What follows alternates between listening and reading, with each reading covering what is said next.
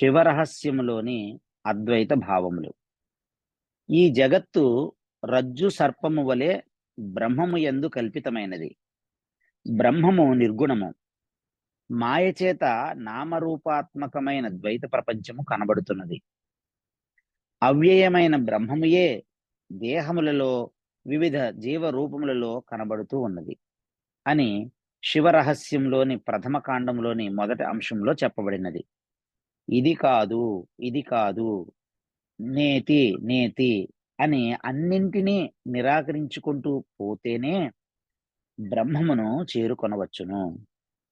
అద్వైత తత్వజ్ఞానం ఒక్కటే మోక్షానికి మార్గము. అద్వైత సిద్ధాంత మూల కందమైన రుభుగీత ఈ శివ రహస్యంలోనే ఉన్నది.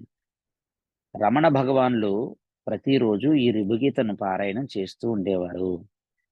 హరి ఓం తత్సత్.